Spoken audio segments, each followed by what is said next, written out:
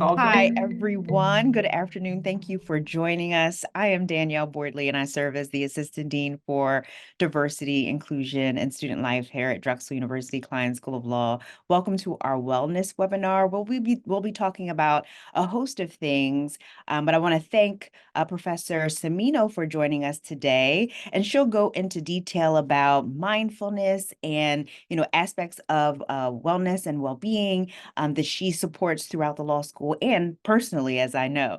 I just wanted to share a few things about the Diversity and Inclusion Committee here, which we call Dive In, and what we offer to students through programming and initiatives to kind of balance what it is that you do while you're a law student. So acknowledging the elephant in the room that, law school is tough. The workload and the pressure to perform, the, somewhat competitive atmosphere, it can all be super overwhelming. And it's no surprise that many law students struggle sometimes with their mental and emotional well-being as a result of that. But here's the thing, right? Focusing solely on academic success at the expense of your health and happiness is truly not sustainable. So that's when we think about holistic well-being, and that's where that comes in, and the idea of the balance in your physical and mental well-being. It's about taking care of your mind, your body, your spirit, not just your grades. So when we kind of prioritize that idea, we're not just doing it for the sake of feeling good, although that's definitely a perk. We're also setting ourselves up for success in the long run. Research does show that taking care of our holistic well-being can improve our academic performance. It helps us cope with stress more effectively and even strengthen our relationships. So how do we actually go about achieving that? That's where Professor Semino will kind of come in, but some of the practices that we have here throughout the law school, I'm going to share with you in a moment by sharing my screen. It's something that you have to consider doing each and every day, each and every moment of the day. For our minds, that might mean practicing mindfulness or setting realistic goals to avoid burnout. For our bodies, might be something as simple as regular exercise, which is something that is important for me to practice every single morning before I come into work or my day is just not right. It's about finding activities that brings us joy, fulfillment outside of law school, and maybe connecting with nature and practicing gratitude and self-compassion. Now, I know what you might be thinking. How will I have the time? Like, I know that I'll hear that I'll be reading a lot. I know that there'll be, pages upon pages to research or, writing a lot. And it feels like there's just no space for it all. Um, it's going to be a demanding time, understood. And it often will feel like there's not enough hours in the day. But taking care of yourself and taking yourself as the priority, making yourself the priority isn't a luxury, it's definitely a necessity. And the small steps that we take towards holistic well-being can make a serious difference. So whether it's 5 minutes or between breaks or study sessions, whatever it is that you're able to take those small steps towards focusing on you, every little bit counts. So I want to share with you my screen, and bear with me as I was practicing this just moments ago, and I'm hoping that it works out. So what I'm sharing here is our Dive In and Be Well SharePoint page. Excuse me, I realized that the camera is separate. There we go. It's our Dive In and Be Well SharePoint page, and it's what we offer to our community to be able to go to this specific page and site and get the resources necessary to help with your well-being. So as you can see, these are right at your fingertips. As you can see on the right-hand side, we have different options for you. If you're feeling a bit of burnout and you just need to step into my office, you can schedule a time right here or just pop in like most of our students do. If you're feeling, something a little bit heavier that I am not equipped to help you with, then you can make an appointment with our Drexel University Counseling Services. Sometimes you want to speak to another lawyer or a lawyer who might really understand what it is that you are specifically going through. There is a lawyer's concern for lawyers resource that we offer, and you'll hear more about that if you ever matriculate into our program. And actually, lots of programs throughout the U.S., they connect with Lawyers Concerned for Lawyers, which will help you kind of work through law school and beyond. Or maybe, you don't feel like talking in the moment, but texting might help. You can text the crisis hotline. And if there's anything that's going even further, even deeper, more serious, that only you, know that there is a deeper need, then there is a contact for, suicide prevention, maybe for yourself or someone else that you might be concerned about. And I think having that information and putting it out in plain language, there should be no stigma related to having a need in any of these areas, and being able to have access immediately to resources that you might need is what we want to encourage. Additionally, there are several community resources because, as I said, it's a holistic approach. So from disability resources, if you have financial need and need emergency help on funding, supplemental nutrition, religious observances, thinking about positive psychology, resources related to podcasts, and digging deeper into some of the needs that might help you during those brief periods and breaks. We have a couple of presentations that are listed here that really help in those moments, trauma-informed lawyering. This video here is very brief. It's a primal screen with our Dean of Students, Dean Oates, which is my favorite. I would show it, but I'm not going to embarrass him today, but I promise you it's a good time. It's a great way to kind of express and get that energy out in ways that maybe a quiet time is not the time that you need in the moment. And then here we have mindfulness meditations with our very own Professor Semino. And we have several different sessions that she goes through with the body scan and breath awareness and so on. That is really great to be able to tap into that, in the time, in the moment that you need it. So, other things, we're thinking about a holistic approach. We have a Kline Calm Space, which is in our Legal Research Center, which is our library.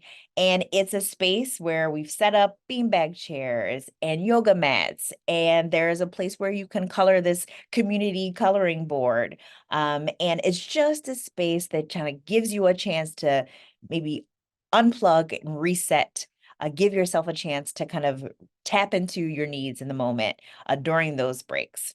And then the professional Kline closet that we have.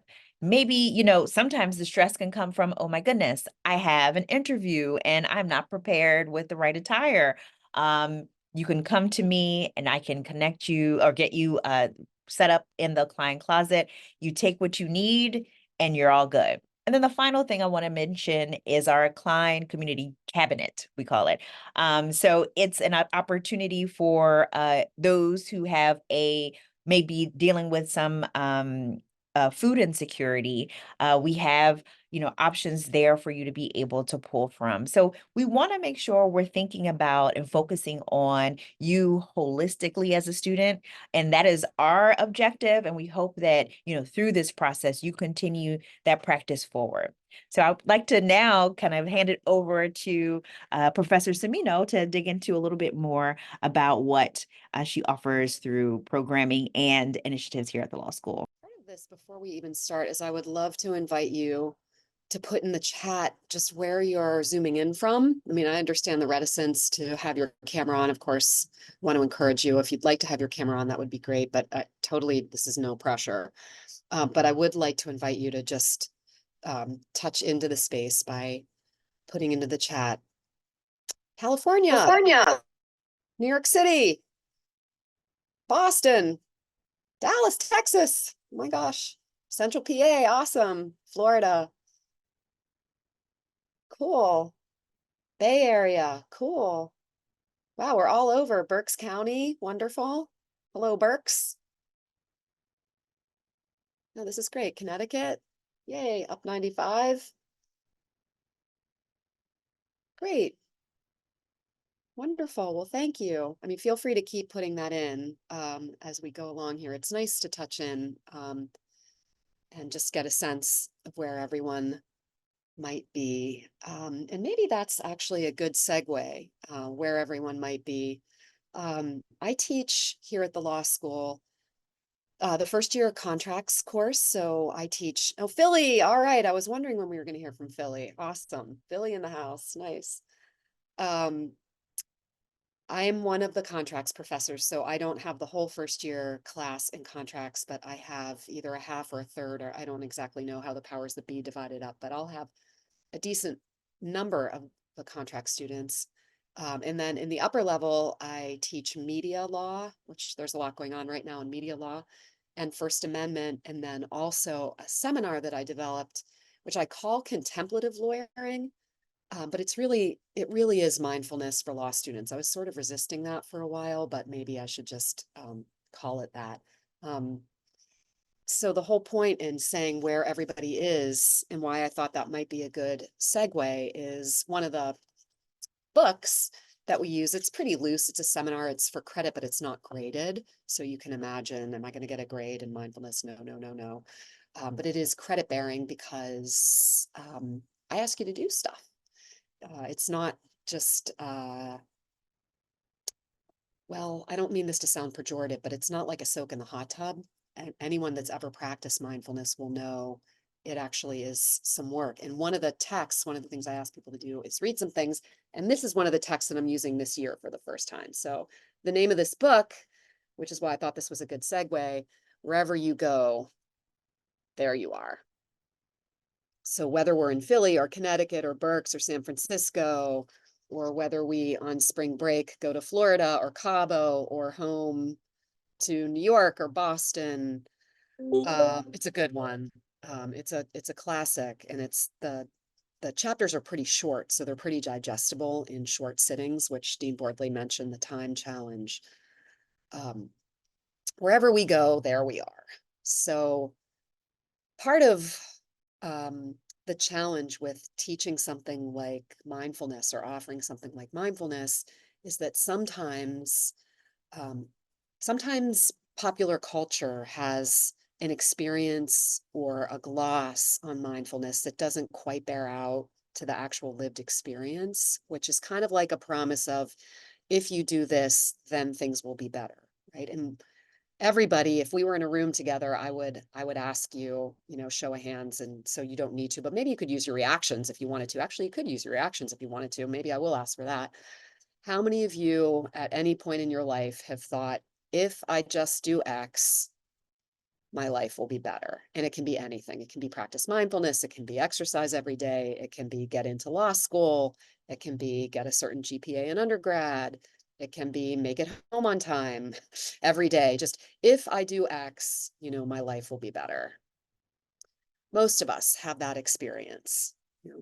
And sometimes it's true. The tricky thing is sometimes we really do need to prioritize, exercise in the morning.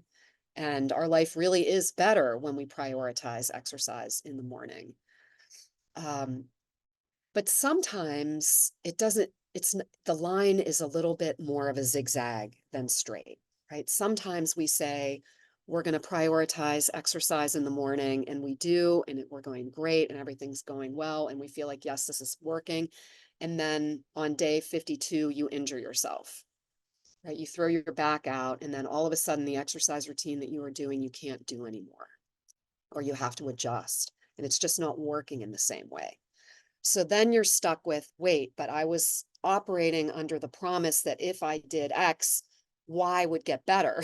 My life would get better. So wait a second, right? I don't want this to be happening. I don't want this back injury, right? I want to get back to doing what I was doing. Um, and all of a sudden, the fact that we've set ourselves down this road toward making something better, now we have an obstacle, and now all of a sudden, the path isn't straight anymore. And then the question becomes, then what do we do? How do we handle it? And the kind of mindfulness that I've learned, and so that I offer, is really a practice that's called insight. mindfulness insight practice. And the idea is that the promise of mindfulness, if there is one, isn't that if we do mindfulness practice, our lives will get better. I like what Dean Boardley said.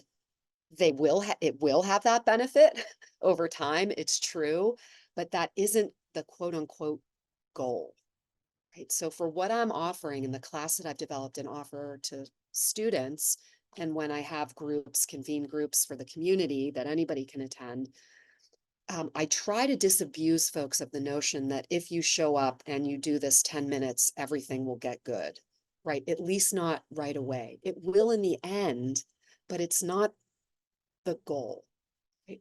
What we're actually trying to do is practice getting quiet in ourselves, turning inward, and really, honestly, just getting a lot clearer with our own selves about what's actually happening in any given moment, in the actual moment. What is actually happening?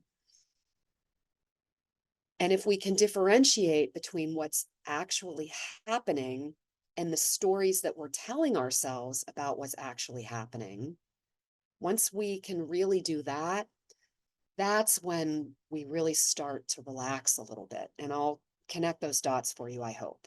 So go back to the example of, but wait, the promise was if I exercise every morning, I'm going to feel better and my life will be better. And we said, yes, actually, that does happen, right? That it does work that way. But then something happens like back injury, or you twist something, or, maybe they close a highway and all of a sudden you have to leave earlier because the highway is closed and you can't because of your 8 o'clock meeting or your 9 o'clock class. You can't exercise in the morning. Now your schedule now has changed and you can't do that. You have to do it in the evening. And then it's just much less sure that you'll do it in the evening. Something happens, right? So the idea with a mindfulness practice, and maybe I'll lead us in one in a little while, but I don't want to do that until I've adequately set it up, actually really set us up for what I'm going to ask us to do, is looking like closely in the moment and separating out what's actually happening versus the stories that we're telling ourselves about what's actually happening. So go back to the back injury. If in the moment we get quiet and we say, we're going to sit down, we're going to go inside, we're going to close our eyes. That's what most of us understand by practicing mindfulness. We do this thing, which for shorthand, we can call it meditation. Some of us aren't comfortable with that word. We can just call it a practice. But the whole idea is we set aside some time to be mindful, whatever that means. And it means paying attention to what's actually happening in the present moment first, just seeing what's happening. So we sit down and we think what's happening is we've been frustrated from our goal because now we have a back injury and now we just can't achieve our goal, right?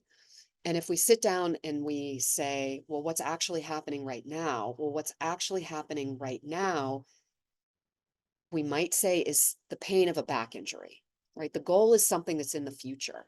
So it's not actually happening right now, right?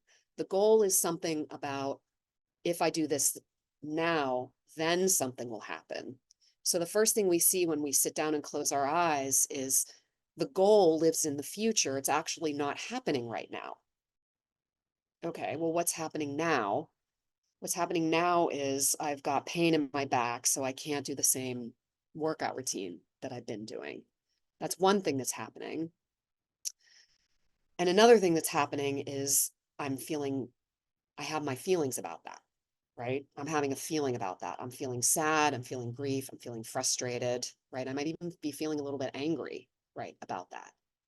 But we can separate those two things out. If we get nice and quiet and we can see, well, what's actually happening right now is a feeling in my back of discomfort. Maybe it's a sharp pain, maybe it's a dull pain, but it's a feeling of discomfort that I need to take care of. I need to hold gently and respect. Otherwise, I'm going to hurt myself more.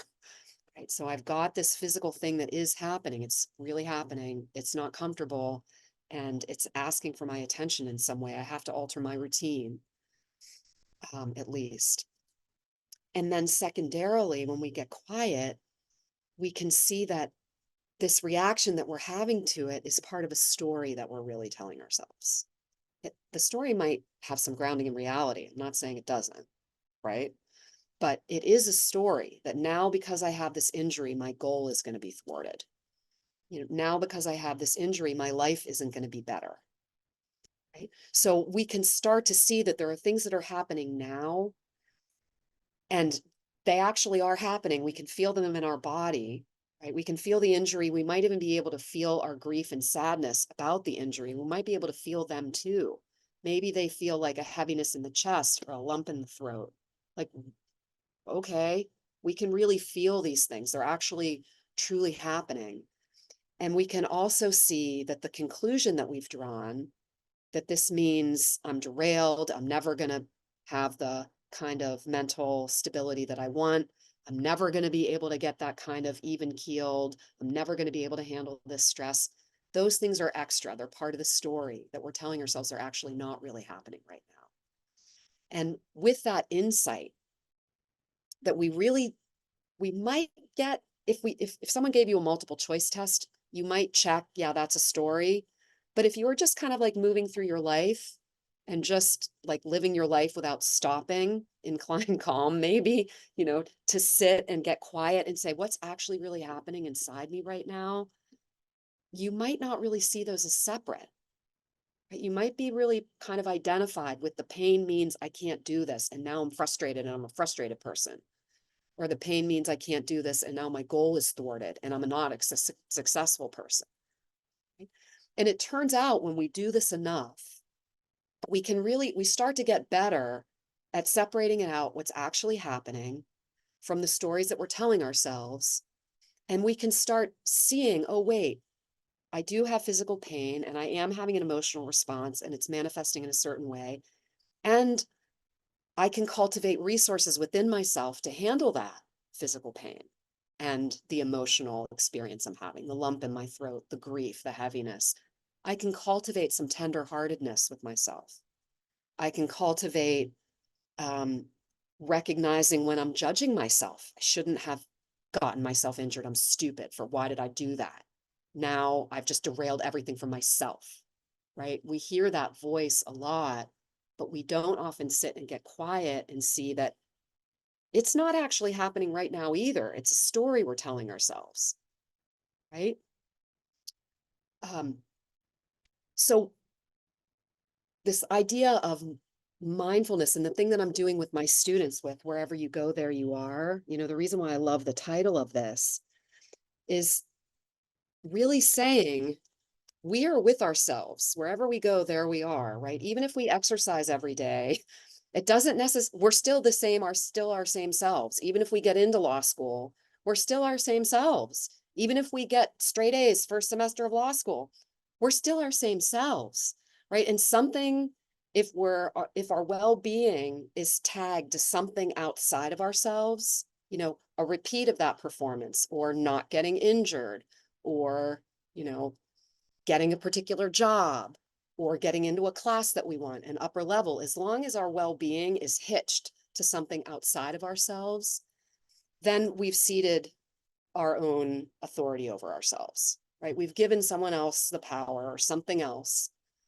to jerk us around and make us feel bad. And sometimes we do that inside our heads to ourselves with these stories that if we don't sit down and really take the time to really critically investigate, this is a very experiential practice, which actually makes it very good for Drexel, for Kline Law and Experiential Learning School. This is very experiential. I have my students practice and do this every day.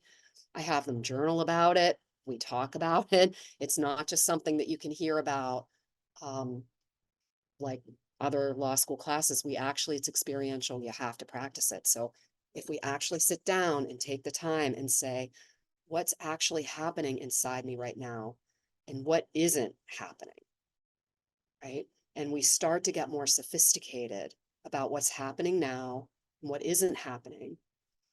And we say, the only thing I can control, we learn, is what's happening now. Do I have resources to like help me handle what's happening now? This lump in my throat, the sadness. Can I cultivate a kind, caring attention? That it's hard to feel sad. It's it's hard to feel sad. And at least maybe drop the critic who's judging me for feeling sad.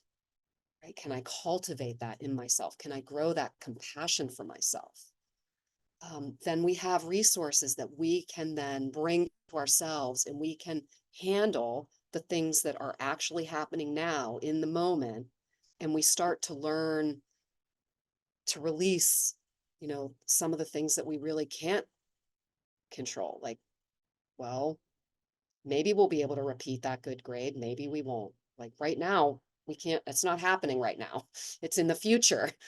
In the moment when you have work to do, that'll be happening right now, right? But this story that you've attached or I've attached about what it means for the future is something with a regular practice of getting quiet and really tuning in gently and kindly, non-judgmentally. That's the second big piece of mindfulness. It's the getting quiet and seeing clearly what's happening, but that's just one wing. The other wing, if we think of it as a bird, is the compassion. That we have to bring the non-judging what's happening. Because if we're just going to judge what's happening, we're no better than our inner critic, and we're handing the keys to the inner critic, and then that's not helpful, right? So mindfulness only works if our commitment to practice is to see what's happening and to be non-judgmental about it. And when we do that over and over again, we start to both see more clearly, again, what is happening, what isn't happening. We can identify stories we're telling ourselves. We see clearly, oh, I'm believing all these thoughts, but they're just thoughts, right? And this is very tricky with people that want to go to law school and law students and lawyers, because we've gotten very far by our thoughts working well for us, right? So this makes this a very delicate practice for us because we've really invested in the thinking. And it's not that thinking is bad, right? It's just we don't want to outsource our entire life to our thoughts, because sometimes our thoughts can lead us astray. So if we prioritize really seeing what's actually happening, seeing it clearly, and non-judgmentally, that second wing, kindness. Oh, that's what's happening for me right now. We start to cultivate kind of an overall calm within ourselves. I can handle certain things. There are things I can do for myself. And if I don't get into that class, okay, I don't get into the class, or if I don't get the grade I want, I can be sad about that and honor my sadness, honor my grief, right? I can honor that in myself, but it doesn't necessarily mean that I'm never going to be a successful lawyer. I can see those things as being different.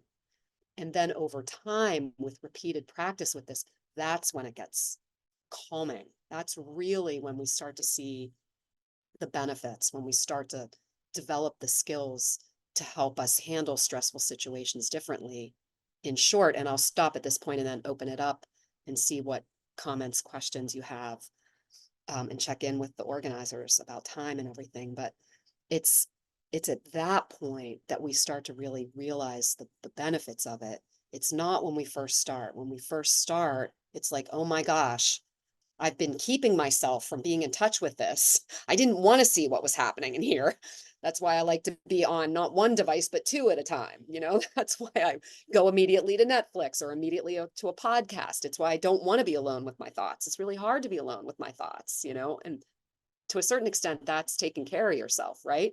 But it's when it's automatic that then we have to question it. But it takes some time to develop our own sort of courage for being alone with our thoughts, right? And it takes some time, especially for lawyers who like to judge, right? I'll end this little intro to mindfulness and what I do with, putting this back in the frame of law.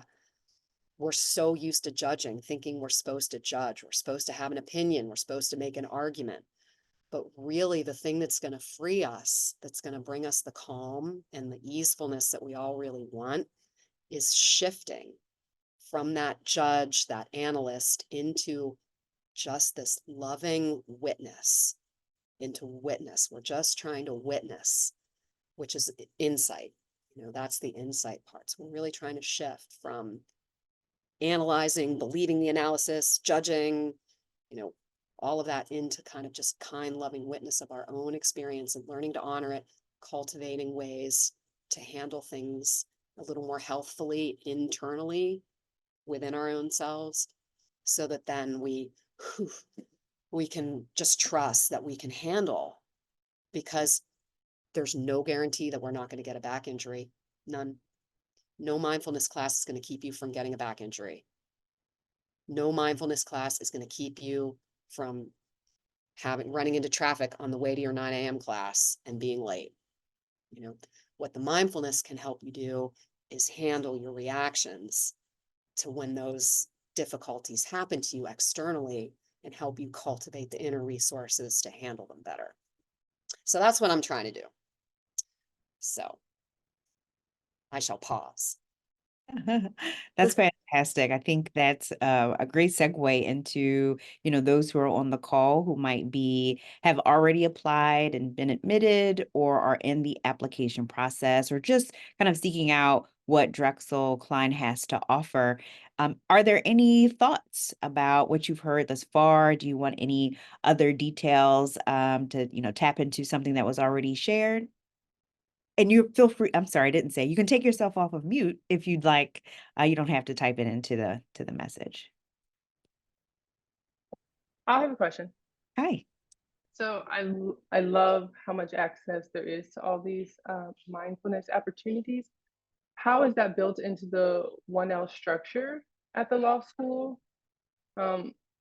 Because I'm at a school right now, we have all these access to all these things, but then a majority of our time is spent in the library for 12 to 16 hours a day. And so there's really not so much opportunity for us to actually leave to go to utilize these things until, most kids are like, all right, I'm severely stressed. So how is it like built into the structure? I find that at my university now, there's more intention with individual professors. And then there are some professors who are like, mindfulness, just go to the gym or, take a nap or something and then finish your reading. So is it like a collective effort that's happening between everyone at the school, or is it just the intention of some, or is it something that we're expected to seek out? Because those 1L grades are very necessary to be at the highest point, and one of the huge markers for not only the university but the opportunities that students will have. So just kind of wanting to understand. Sorry, that was loquacious. Sorry. Danielle, do you want to field that one, or maybe we both can? But you should. Yeah, I think we both can. We both can. So I think you make a good point, Naja. Is that okay, Naja? That having buy-in from all stakeholders, including faculty, administration, and things of that nature, is a necessity to be able for the collective to be able to experience mindfulness in this way. Has Drexel Kline met that goal? Not necessarily. I think the structure of, how classes are built and the expectation, within those classes, it is a challenge. You're trying to meet the need of learning and retraining your brain to understand this new way of thinking. However, what I will say that Dive-In, our diversity and inclusion committee, has done to help kind of get us towards that direction is within our daily schedule for students, there is a programming block, and that is accessible to all of those within the institution who have particular programming available to students. But Dive-In has made it an intentional offering that we set aside time before the rest of the calendar is created to make sure that there's programming available to students that meet this particular need with mindfulness somewhat, and also our diversity and inclusion initiatives and efforts. So we're trying to make sure that there are on the calendar opportunities for you as a student here to be able to tap into that, as well as the resources that I shared a little bit earlier. So having access to it, but also I think your 100% correct that it can't just be something that you seek out because you're seeking out how to get, good grades to be able to be successful in your semesters and years to come as a law student. So I think we're working towards it, but we still have lots of room for growth there. Thank you so much for the response. And I appreciate an honest answer, to be honest. Of course. Thank you. Chapin, did you want to share anything added to that or? Maybe adding just a tiny bit, which is, these programming spaces are one of the ways that our school recognizes and intentionally carves out time to get those extra needs met, not necessarily mindfulness in particular, met, but other needs that 1Ls have. And we do a lot of that kind of different programming, and things are blocked. Like you can't schedule over, I can't have office hours over that programming time. So administratively, the school has really said they've prioritized when we have these offerings and we're telling our students that this would be beneficial to them, we really mean it. You can't encroach. So they're, in some ways, some of my fellow faculty might be a little bit PO'd that, those students' needs are being elevated over their, need for whatever priority they have, right? So I think we're probably a little different in that way, but I do think most of us on the faculty really did come here from the perspective of wanting to do things differently. And I think mostly we still have that spirit, which isn't to say every faculty member, is exactly fully on board with that. That would be not correct, right? But I do think a lot of us, especially in the 1L curriculum, are very much in the school of, we came to this place because we didn't like the way the traditional model worked. And part of the traditional model is, this paper chase, scare everybody model. And it's just not who we are. So I know that we're super intentional about that, not because it's a grim duty, but because that helps us become our best selves. That's why we're here too. So I just wanted to offer that also into the mix. Yeah. And I want to Thanks so give much. Professor Cimino a shout out because Professor Cimino is a part of our dive-in committee, our diversity and inclusion committee.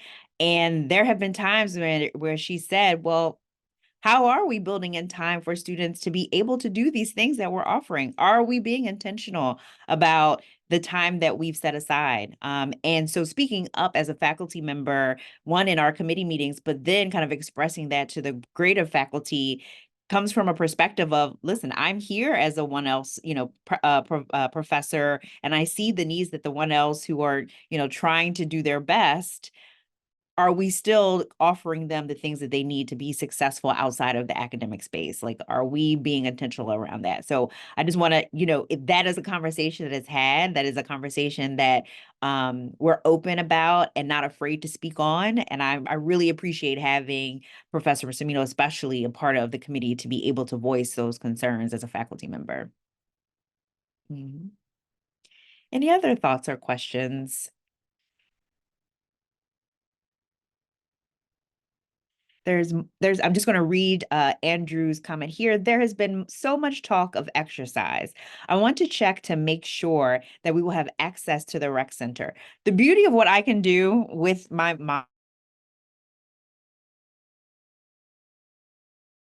Uh-oh, Danielle just froze for me. Did she freeze for anyone else? She did. And I have a good feeling, Andrew, she was going to move her monitor because in her office, she's right across the street from the rec center. And I think she was going to try to show you. Oh, did I cut There off? she is. No, we got froze, you. but You're back. we think we You're got you. back. Yeah. Oh, did you see it at least? No. We did not. You froze just as you went to, there you Oh, go. there There it we is. go. There's the gym. Yes, right across the street. You have Yes. access to it as a student. It gives you your tuition dollars, allow you access, and you can access it between classes, before classes, after classes. And the convenience of it being right across is really cool. Yeah. And we've got the parking garage and Wawa. No one has a better place on any campus ever, anywhere than we do. We've got the gym, True. got the parking garage, and we've got Wawa. That's right. And I You really hear get wet. frequently are from the current students when they're taking either prospective students, newly admitted students on tours, they'll always point out the lockers. Every student gets a locker right? Mhm. And they will always cite the locker as being the space where they leave all their big, heavy books and their gym clothes so that they can run across the street and get some workout time. Yes. Very cool. There's a pool too. I got a There- great question here from someone. This actually is from an incoming 1L, somebody that's going to be starting with us in just a few months. They said, so aside from the obvious stress periods like midterms and finals, are there unexpected times throughout law school when mindfulness practices, physical exercise are most needed that I'm just not thinking about? Hmm.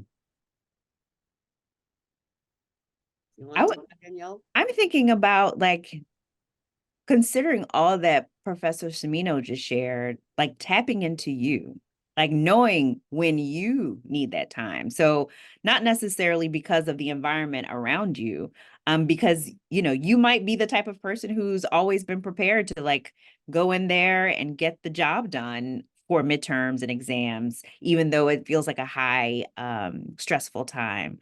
Maybe it's a matter of, you've been reading several different cases for several different classes, and your brain is just like, I miss the days when I could just tap into my novels. I wish I had that time. That's what you need. So really being cognizant of what it is that your body is telling you, what your mind is telling you, and tapping into it, I think, is the best way to make sure you're taking full care of you. Yeah, that's great. I would only add that from the faculty's perspective, one of the things that we see that differentiates students that tend to struggle less and those that struggle more, the students that struggle less come to law school treating it like a job. Like they've already decided this is my job. No matter what my class schedule is, I'm going to be here from 9 to 5. I'm going to be doing work in between.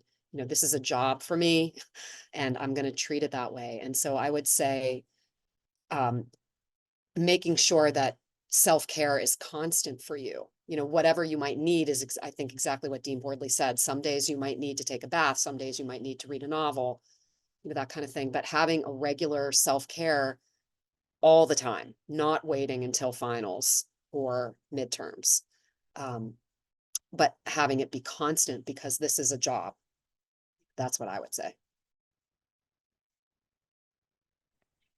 Totally agree. So with in our last, I guess, 15 minutes or so, Professor Semino, would you like to take us through a practice as we end today's webinar? Is that okay? Sure, I'd be happy to. So, I don't know how many of you have practiced mindfulness before, and so I guess what I'm going to do is just assume just a complete, even if you have practiced mindfulness before, you might not have practiced the kind of mindfulness that I'm talking about, which is both the witnessing, but the non-judgmentally, compassionately. So I'm going to lead us in, I'll shoot for maybe 7 minutes of a practice. So I would like to invite you to make yourselves comfortable, which for me, if I were at home, I would turn off my camera, but you certainly don't have to if you have your camera on and you're comfortable. I'm going to leave mine on. But however you are most comfortable, really feeling into wherever you're either sitting or if you're lying down, starting by literally feeling the weight of your body. So for me, I'm sitting in a chair and I just took a big in breath, and just on my exhale, my nice long slow exhale of this in breath, I'm going to really sink into the feeling of my hips and my upper legs being met by this seat holding me up in this office chair. I'm just going to let myself feel that I'm sinking, I'm heavy, and it is rising up to meet me. So letting myself just feel into that connection with the seat and the support that's being offered to me. Maybe resting hands in the lap and feeling the same thing, feeling the warmth of the material, whatever is on your lap or your skin. If you've got jeans on, feeling the rough of the jeans or maybe the smooth of a other fabric or the heat of your skin on your hands. resting in your lap. And if it's comfortable for you, just letting yourself really actually feel into the sensation of breathing. For some people, it's not comfortable, so you feel free to stay in your hands or your feet or your seat. But if it's comfortable for you, really feeling the breath beginning wherever it begins for you in the belly or the chest, rising up in the in-breath, maybe raising your shoulders and then dropping them on the out-breath. How does the out-breath feel for you? Do you feel it in your nostrils or in your chest? Maybe doing that, I'll be quiet for a minute so you can feel into your body or your breath just a little bit yourself, really feeling into experience of being a human being sitting and breathing in this moment.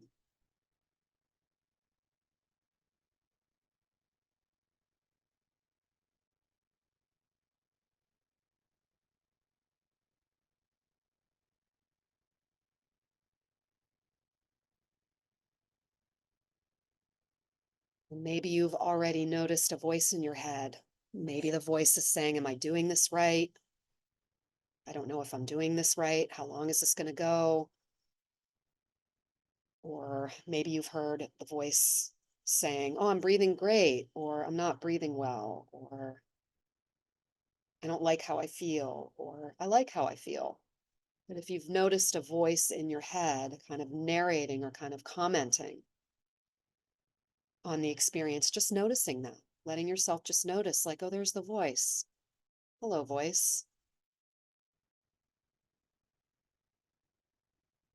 Just noticing that. Isn't that something? It didn't take too long. Oh, hello, voice. There you are. It's part of what it is to be me in this moment. I'm sitting. I'm sensing. And I'm hearing this voice. Let's let that be okay.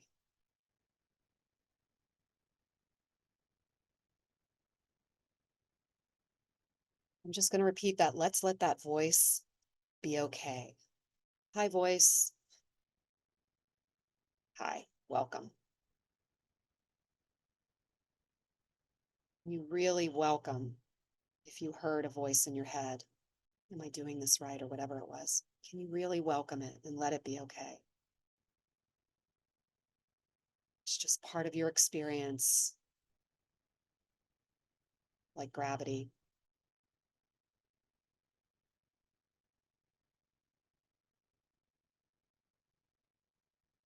Maybe asking yourself, did you sense any relief or any easefulness?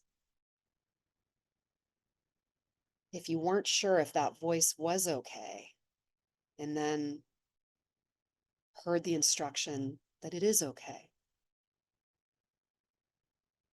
does that let you relax just a little? Shoulders soften, maybe jaw unclench.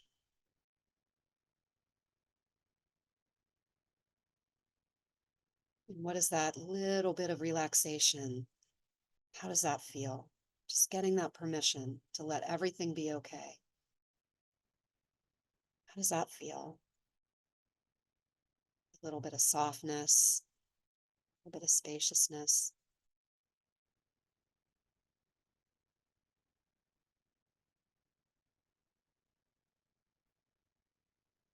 Just to let ourselves experience the cycle one more time. Bring our awareness back to the physical sensations, sitting, heavy, supported, breathing, human beings sitting, human being breathing. Just feel into those sensations.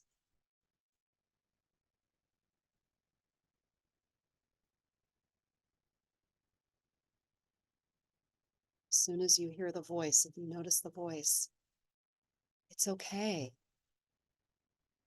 Hello, voice. You're wondering, That makes sense. Welcome wondering. It's all right. You're allowed to be here too.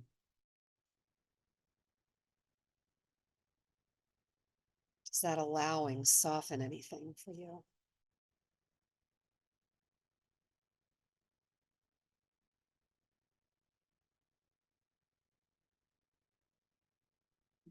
I will end this very short reflection, this short practice, with the idea that we were born human beings.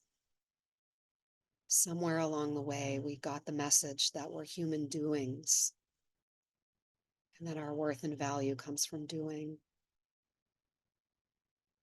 But that's one of those stories. What we are as human beings, and we're allowed to be exactly as we are.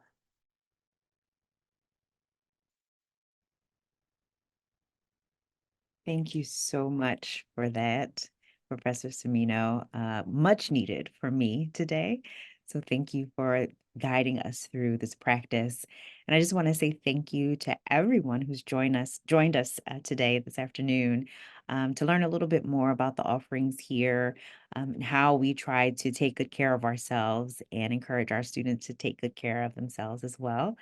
If you have any, would like to connect with either Professor Semino or I, feel free to reach out. I'll shoot my email in the chat. And while you do that, I just wanted to say a special shout out both to Professor Semino. I had so many people coming up to me at our admitted student events over the last couple of days saying, really, wellness? You're doing a session on wellness? And so I just want to thank you so much for being here with us today, guiding us through that session.